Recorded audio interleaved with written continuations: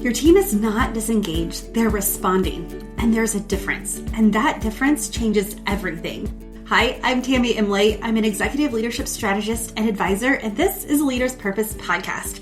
You're sitting in a seat where the decisions you make are visible, impactful, and felt by everyone around you. You carry the weight of the organization, and everyone around you knows it, which means everyone pulls on you constantly. And most of what you've been handed about leadership isn't wrong, it's just backwards. I spent years studying what drives performance at the highest level, and every week I bring you what I've learned, the patterns, the reframes, and the things that no one's saying out loud, so you can stop managing your leadership and start trusting it. You already have what it takes. This is where you get to remember that. So let's do this. But before we get into today's episode, which we're talking about myth number 4, I wanted to talk to you about a live workshop I'm doing on April 20th. It will be held on Zoom. And this is not a webinar where you sit and you listen to me speak for an hour. No one really wants that. This is where we're going to talk about 3 things that you are doing to train your team to need you for everything. Then we're going to discuss what to do about it. So bring your questions and your examples, and let's find answers for you right away. Because I'm going to take questions and I want to get the heart of what you are seeing, I'm limiting the room to 11. So all you need to do to get your seat is email me at Tami@TamiMarieCoaching.com. Or if we're connected on LinkedIn, just shoot me a DM. It's free. And again, 11 people, but April 29th, 11:30 Central Time. And more about that later. All right, let's get back into the series, our leadership myths. So we are week 4. And if you've been with me since the beginning, you know what we're doing here. We're not tearing down leadership. We are getting honest about the things that were handed to us that are not quite right, or that maybe were right a few years ago, but they're not right now. So today is myth 4, and this one I see constantly. So here is the myth. Engagement is an employee motivation problem. If your team is quiet, disengaged, doing the minimum, or flooding your inbox with questions, they should be able to answer themselves. The instinct is to look at them, run a survey, start a culture initiative, hire a speaker, send them to a training. But here's what I want you to consider instead. They're not broken, they are responding. The meeting energy is flat. You're talking, people are nodding, nothing moves, right? We've all been through meetings like this. And you've done everything right. Your strategy is solid and the expectations are clear. And still, the room is quiet in a way that does not feel like engagement. So let's say you have requests that keep routing back to you that should not require you. The decisions were made, questions were answered, you're in the loop on things that stopped needing you 2 levels ago. Or even you notice that standouts are still performing and the rest of the team is just putting in time. They haven't checked out exactly, just they're not invested. There's a difference between someone who is present and someone who is engaged, and you're seeing that gap. So here's what I want you to see, because this is not just a you problem. This is actually something that the recent Gallup State of the Global Workplace report talked about. So they reported that 20% of employees globally are engaged. 20%. Are engaged. I was shocked when I read this, because I want you to sit with that for a second. That means 8 out of 10 people are showing up, but not fully in it. Now, here is the question I want you to hold.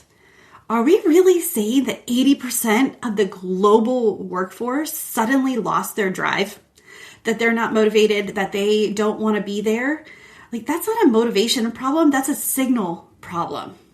And that stat is a setup. So now here's a story that I want you to listen to that proves it. So I worked with a team that looked disengaged on paper.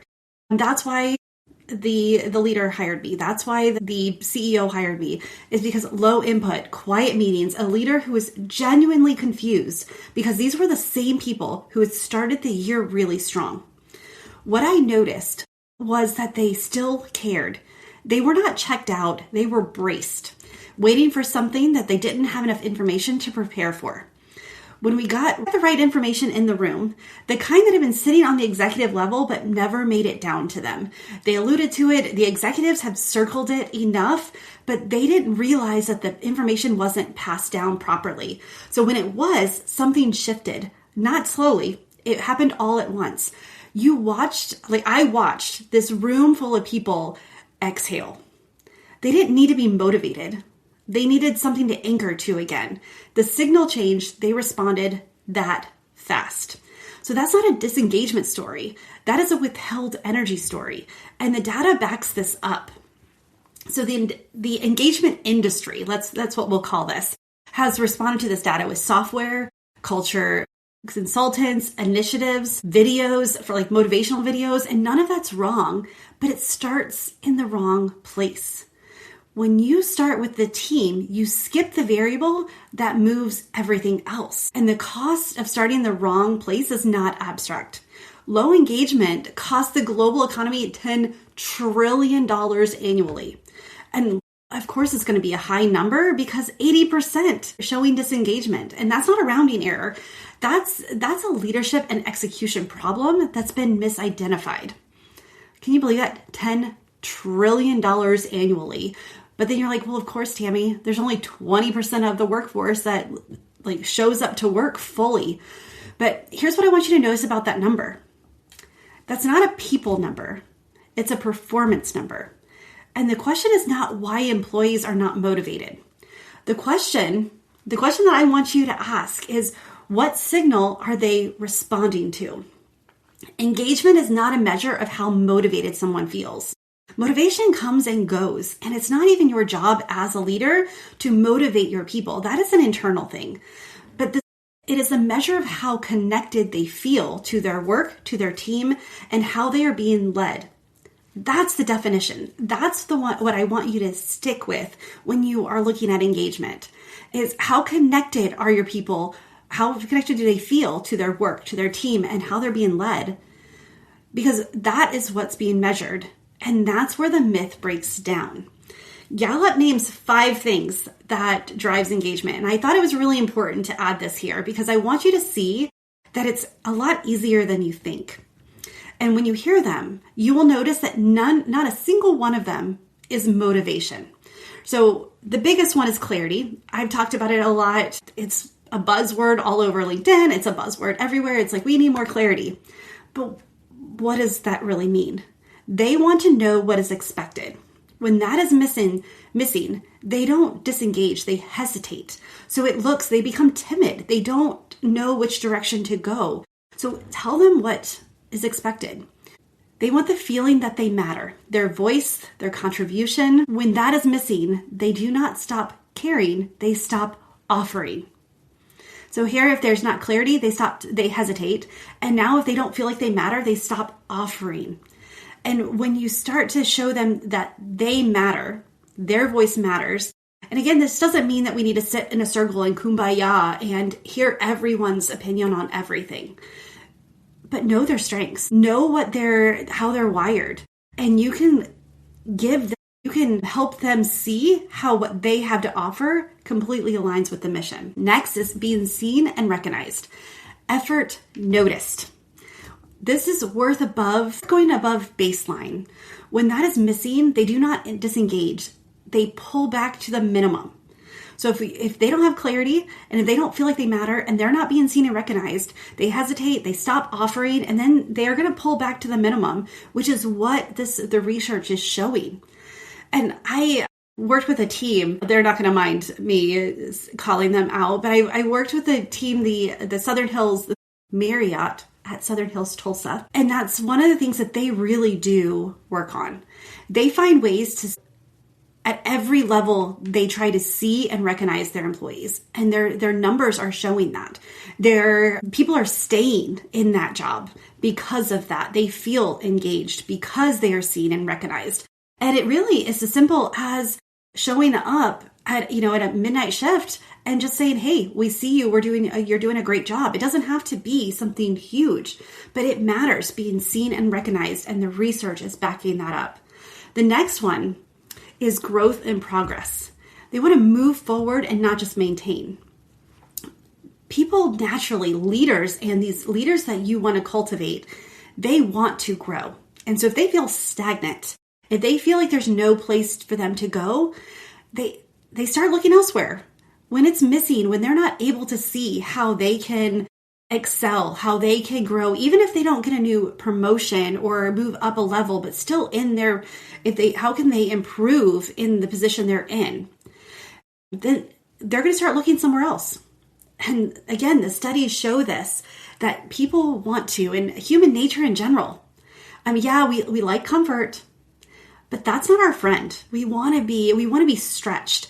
And the employees that you want, the team members you want, if you're not seeing them with a desire to grow and progress, then there might be another issue there. If they just want to stay where they are, and sometimes that's a great fit for your organization, but for your leaders, you want to see and cultivate that growth mindset. And so then the next one that is listed in the Gallup research is that connection, belonging, and trust. They don't want to feel replaceable. When it's missing, they don't disengage, they detach emotionally. In this environment, in this atmosphere, and in this onset of AI, there are so many people who fear their job is going to be taken over by AI. Now, I do believe that AI is going to take some of these tasks away. And I've mentioned it before, I do use AI in some of my work. But the thing is that humanness has to come from me. The humanness in the role has to come from your people, the creativity, the empathy, the growth.